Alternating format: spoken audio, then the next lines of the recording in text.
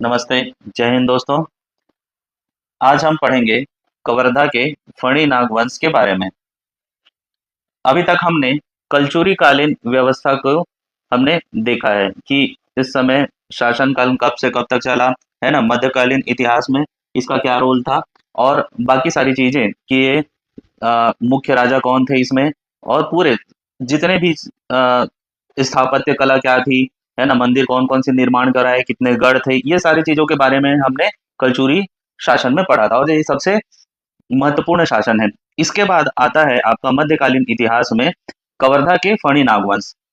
Okay, तो हम आज स्टार्ट करेंगे कवर्धा के फणी नागवंश के बारे में। तो चलिए हम देख लेते हैं कवर्धा के फणी नागवंश।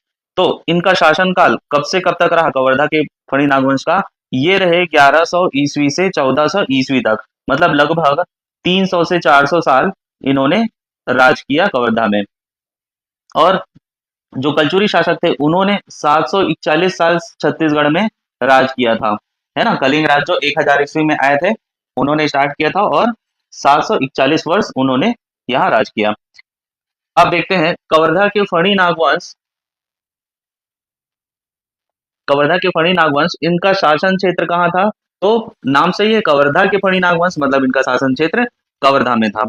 समकालीन वंश कौन कौन से थे? तो इसमें समकालीन वंश कलचुरी वंश थी और छिंदक नागवंश थी, जो चक्रकोट भ्रमरकोट में है।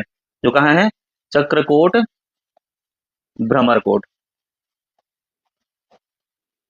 जो अभी बस्तर जिले में है फिलहाल। तो इनका धर्म कौन सा था? फणी नागवंश कौन से धर्म के अनुयायी थे? तो शैव धर्म और शैव संप्रदाय के अनुयायी थे। ये मतलब शिव को मानने वाले थे।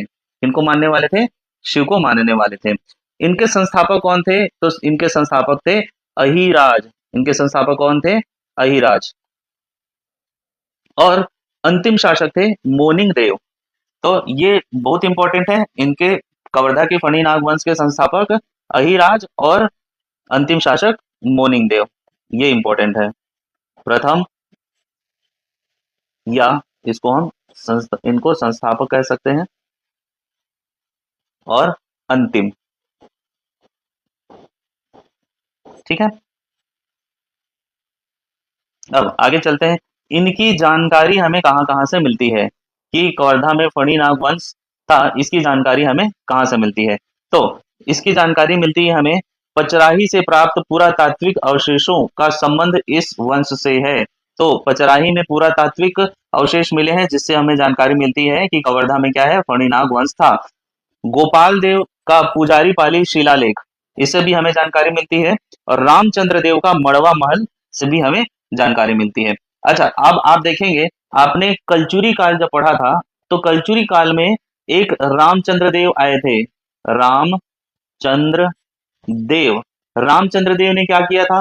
रायपुर शहर का निर्माण किया था, जो खल्लारी उनकी राजधानी थी। रायपुर शहर का निर्माण किन के नाम पर किया था? ब्रह्मदेव राय अपने पुत्र के नाम पर रायपुर शहर का निर्माण करवाया था। ये तो हमें पता है। लेकिन कवर्धा के फणी नागवंश में भी एक रामचंद्र देव आएंगे, जो क्या करेंगे? ये जो रामचंद्र देव है, ये मड़वा महल का निर्माण करवाएंगे, जो कहाँ है? कवर्धा के पास एक गांव है, वहां एक ये स्थित है। ठीक है, मड़वा महल का निर्माण कराएंगे। तो हमको कंफ्यूज नहीं होना है, कलचुरी शासन में भी रामचंद्र देव थे और इन्होंने भी बहुत बड़े बड़े कार्य करवाए थे, है ना? और कवर्धा के फणी नागवंश में भी रामचंद्र देव थे। ठीक है, इसके बारे में हम देखेंगे। अब आगे बढ़ते हैं। पद, इस काल में, मतलब इस शासन में, इनके शासन में क्या होता था? इस वंश के राजा हैहयों के मांडलिक थे, है ना? हैहयों के क्या थे? मांडलिक थे। इसका मतलब क्या? कि जो है वंश है, इनके अंडर रह के ये काम करते थे, ऐसा बोल सकते हैं। और है वंश कौन सी थी? है वंश थी आपकी कलचुरी शासन। हमने देखा था कलचुरी को और क्या कहते हैं? है वंश भी कहते थे। ठीक है, तो इस वंश के जो राजा होते थे वो है वंश के मांडलिक थे। अब आगे बढ़ते हैं, वंशावली और शासन देखते हैं कि वंशावली कैसी थी और उन्होंने कब से कब तक शासन किया इसमें। ठीक है, सबसे पहले मड़वा महल शिलालेख में हमें क्या जानकारी मिली? कवर्धा से लगभग 16 किलोमीटर की दूरी पर स्थित मड़वा महल नामक मंदिर से विक्रम संवत 1406, विक्रम संवत 1406 अर्थात 1349 ईस्वी में, 1349 ईस्वी,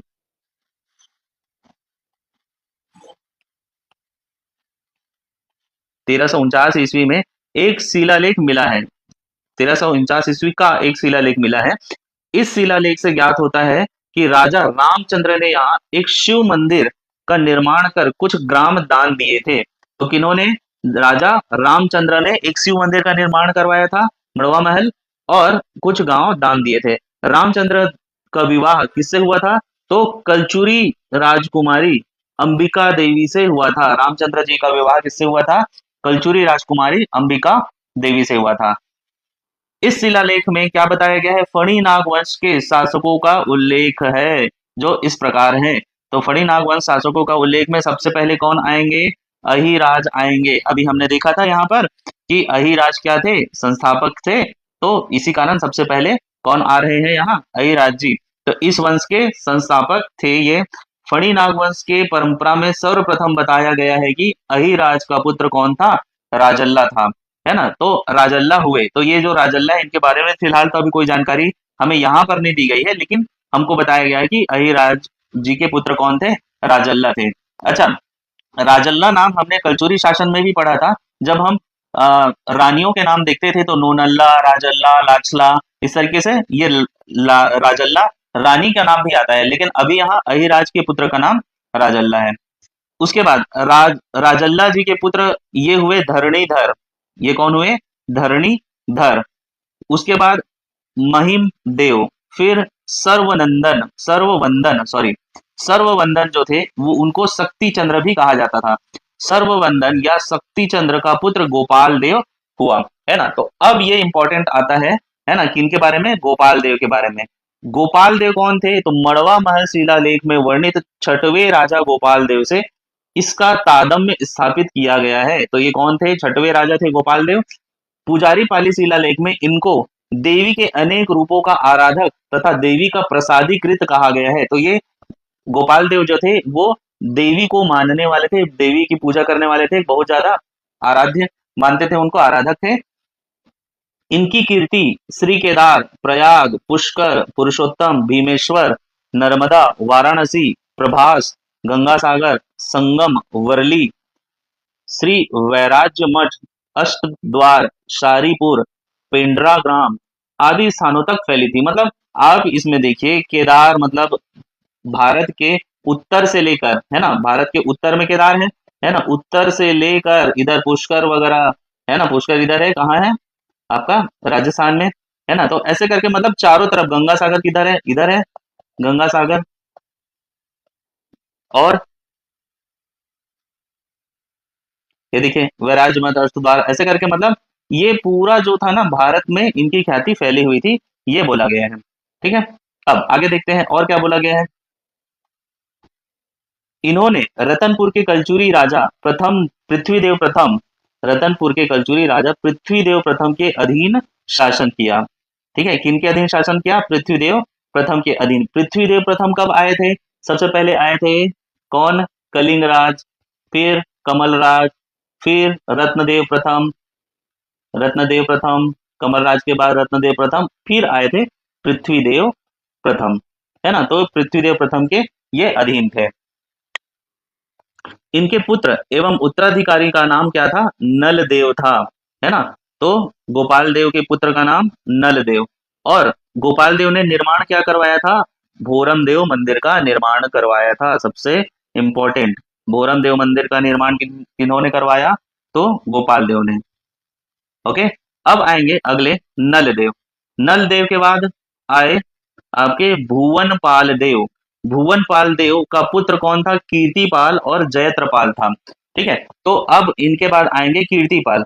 कोई पुत्र न होने के कारण इनका बड़ा भाई जयत्रपाल राजगद्दी पर आसीन हुआ। कीर्तिपाल के बाद कीर्तिपाल का पुत्र होना चाहिए था, लेकिन उनका कोई पुत्र नहीं था, तो उनके जो बड़े भाई थे जयत्रपाल, वो फिर अगले राजा बने। ठीक है, कीर्तिपाल के बाद आए महीपाल, फिर विषमपाल, फिर जनहू। जनहू के बाद जनपाल या विजनपाल, उसके बाद यशोराज, तो यशोराज के बारे में यहाँ जानकारी मिली है। यह जनपाल या विजनपाल का पुत्र था। जनपाल या विजनपाल का पुत्र था। 1150 ईस्वी और 1182 ईस्वी के शिलालेख में ये हमें मिला है। यह महाराणक था। ठीक है। इसका महामान्य का नाम ठाकुर मालतू था। महामान्य ठाकुर मालतू थे इनके। पत्नी का नाम लक्ष्मी देवी था। यशोराज का सूत्रधार का नाम धरणीधर था। है ना, यशोराज के सूत्रधार कौन थे? धरणीधर थे। इसके बाद यशोराज के बाद आते हैं कन्नड़ देव या वल्लभ देव, जिन्हें चंदन भी कहा जाता है। फिर आए लक्ष्मी वर्मा या लक्ष्मा वर्मा। उसके बाद खड़ग देव, फिर भुवनय कम्मल, भुवनय कमल, फिर अर्जुन, फिर भीम, फिर भोज। उसके बाद आए लक्ष्मण देव। ठीक है। भोज की मृत्यु के बाद लक्ष्मी वर्मा का द्वितीय पुत्र चंद्रन चंदन के प्रपौत्र राजा लक्ष्मण बने। इनका पुत्र कौन था? रामचंद्र था। है ना। अब आएंगे रामचंद्र देव। ठीक है। इन्होंने ही, रामचंद्र देव ने क्या किया? मड़वा महल का निर्माण करवाया एवं छेरकी महल का निर्माण करवाया। ठीक है। गोपाल देव ने क्या करवाया था? जो छठवे थे, तो गोपाल देव ने भोरमदेव मंदिर का निर्माण करवाया था। अब जो अंतिम, मतलब अंतिम से लास्ट, दूसरे लास्ट है ना, सेकंड लास्ट जो है, ये रामचंद्र देव है। और रामचंद्र देव जो है, इनका विवाह कलचुरी राजकुमारी अंबिका देवी से हुआ था और इन्होंने मड़वा महल और छेरकी महल बनवाया था। उसके बाद अंतिम शासक होंगे मोनिंग देव। तो अंतिम फणिवंशी शासक थे रायपुर के कलचुरी शासक रामचंद्र देव ने इसको पराजित कर इस वंश को समाप्त किया। है ना। अब देखिए यहाँ पर रामचंद्र देव 2 बार आ रहे हैं। देखो, रामचंद्र देव, मोनिंग देव के पिता का नाम क्या है? रामचंद्र देव। मोनिंग देव को हराया किसने?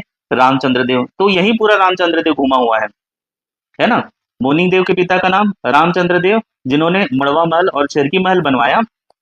और दूसरा, मोनिंग देव को किसने पराजित किया? तो कलचुरी शासक रामचंद्र देव ने ही मोनिंग देव को पराजित किया। और ये कौन से रामचंद्र देव? जो रायपुर के कलचुरी, जिन्होंने रायपुर शहर का निर्माण किया था ना, ये इस रामचंद्र देव ने मोनिंग देव को हराया और क्या किया? फणी नाग वंश को कलचुरी शासन में, कलचुरी वंश में मिला लिया। ठीक है।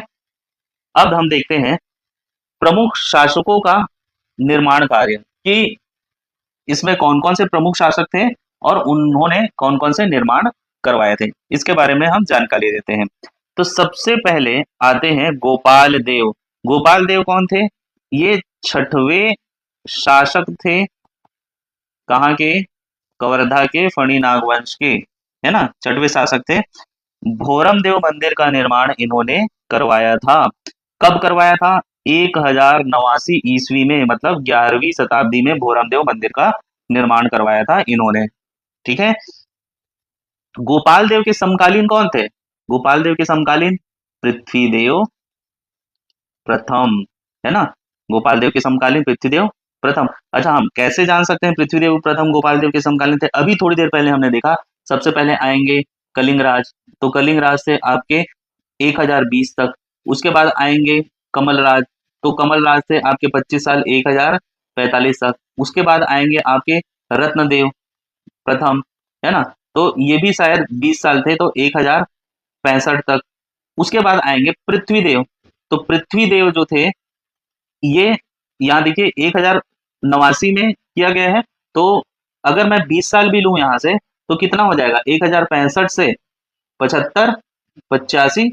है ना, मतलब ये पृथ्वीदेव शायद 30 साल थे, तो ये 95 तक थे। है ना, 1095 तक थे ये, तो 1095 तक थे। तो इस बीच ये रहे होंगे गोपाल देव। ठीक है, तो इस तरीके से हम इसको याद कर सकते हैं। तो चलिए आगे देखते हैं।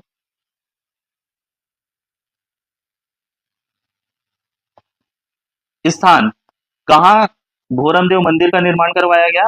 तो छपरी के निकट चौरा ग्राम, छपरी के निकट चौरा ग्राम में कबीर, जो कबीर धाम अभी कवर्धा जो है, वहां इसका निर्माण करवाया गया।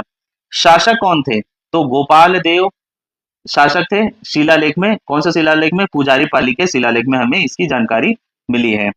किनके द्वारा बनवाया गया? है ना, मतलब गोपाल देव तो राजा थे ना, तो वो ऑर्डर दे दिए होंगे, तो ऑर्डर दिए तो लक्ष्मण देव राय छपरी के प्रतिमा लेख के से जानकारी मिलती है कि लक्ष्मण देव राय ने इसे बनवाया था।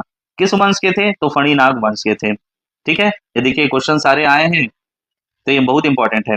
शैली कैसी थी? अब देखिए सबसे पहले शैली कैसी थी? यहाँ नागर शैली थी, है ना। हमारी तरफ क्या चलता है? छत्तीसगढ़ में नागर शैली चलती है। और छत्तीसगढ़ के नीचे जैसे हम जाते जाएंगे तो कौन सी शैली स्टार्ट हो जाती है? द्रविड़ शैली स्टार्ट हो जाती है ना। थोड़ा सा छत्तीसगढ़ के नीचे जाएंगे ना तो वहां से फिर आपका ये स्टार्ट हो जाता है आंध्र प्रदेश तेलंगाना, तो वहां से द्रविड़ शैली के मंदिर आपको मिलेंगे, या इसी को चंदेल शैली भी कहते हैं, सप्तभूमि शैली भी कहते हैं, है ना। तो इसको याद रखना है, चंदेल शैली, सप्तभूमि शैली और नागर शैली इसी का नाम है। समतुल्यता, मध्य प्रदेश का खजुराहो मंदिर के समान इसे बनाया गया है, इसी कारण छत्तीसगढ़ का खजुराहो इसे कहा जाता है। इसमें विशेष क्या है? भोरम देव मंदिर यहाँ की कलाकृतियों एवं मूर्तियों के कारण कला तीर्थ भी कहा जाता है। भोरम देव मंदिर को यहाँ की कलाकृति और मूर्ति जो है इसी कारण इसे कला तीर्थ कहते हैं। ये भी इंपॉर्टेंट है, देखिए ये भी आया क्वेश्चन कि कला तीर्थ किसे कहते हैं? तो भोरम देव मंदिर को कला तीर्थ कहते हैं। ठीक है, अब अगले शासक आएंगे रामचंद्र देव, और इन्होंने अब भी हमने देखा था ये सेकंड लास्ट शासक थे रामचंद्र देव। रामचंद्र देव के पुत्र कौन? रामचंद्र देव के पुत्र मोनिंग देव, जिसे मोनिंग देव को किसने हराया? तो कलचुरी शासक रामचंद्र देव ने हराया, है ना। इनका विवाह किससे हुआ था? अभी हमने देखा तो कलचुरी राजकुमारी अंबिका देवी से इनका विवाह हुआ था। मंदिर कौन सा निर्माण करवाया? मड़वा महल मंदिर का निर्माण करवाया। स्थान छपरी ग्राम में है, कबीरधाम में, कवर्धा में। 1349 ईस्वी मतलब 14वीं शताब्दी में इसका निर्माण करवाया गया। किनके द्वारा करवाया गया? रामचंद्र देव के द्वारा ही करवाया गया। यहाँ देखिए गोपाल देव ने करवाया, और किनके द्वारा करवाया? लक्ष्मण देव राय के द्वारा करवाया। ठीक है, ये क्वेश्चन इंपॉर्टेंट हो सकता है कि भोरम देव मंदिर का निर्माण किनके द्वारा कराया गया है ना। तो लक्ष्मण देव राय के द्वारा ये छपरी के प्रतिमा लेख में हमें जानकारी मिली है। और उस टाइम शासक कौन थे? तो गोपाल देव शासक थे। और देखिए यहाँ रामचंद्र देव ने ही और रामचंद्र देव के द्वारा ही मड़वा महल का निर्माण करवाया गया है। किनको समर्पित है? तो इस मंदिर के गर्भगृह में क्या है? शिवलिंग स्थापित है, और यहाँ 16 स्तंभों पर ये टिका हुआ है। अच्छा, आप अगर देखेंगे मड़वा महल, है ना, मड़वा महल, इससे क्या लगता है कि ये मड़वा रहा होगा, यहाँ किसी की शादी हुई होगी, है ना। तो हम इसको भी देखेंगे, इसके बारे में जानकारी लेंगे कि क्या ये सही में यहाँ कहीं किसी की शादी हुई थी कि ऐसे ही मड़वा महल था, और जिसमें मड़वा महल में कौन से भगवान की मूर्ति है? तो शिवलिंग वहां स्थापित है। इसके बाद रामचंद्र देव ने एक और महल का निर्माण करवाया जिसका नाम था छेरकी महल। ठीक है, रामचंद्र देव ने छेरकी महल का निर्माण करवाया, ये है चौराग्राम कबीरधाम में। ठीक है, चौराग्राम कबीरधाम में। मड़वा महल कहाँ है? छपरी ग्राम कबीरधाम में। ठीक है, ये ध्यान देना है, चौराग्राम और छपरी ग्राम। आगे शिलालेख, इसकी जानकारी हमें किस शिलालेख से प्राप्त होती है? तो छत्तीसगढ़ के फणी नागवंशी राजाओं का मड़वा महल शिलालेख 1349, कौन सा शिलालेख? मड़वा महल शिलालेख 1349 ईस्वी का है, इसमें इसकी जानकारी हमें मिली है। फिर अंतिम शासक थे कौन?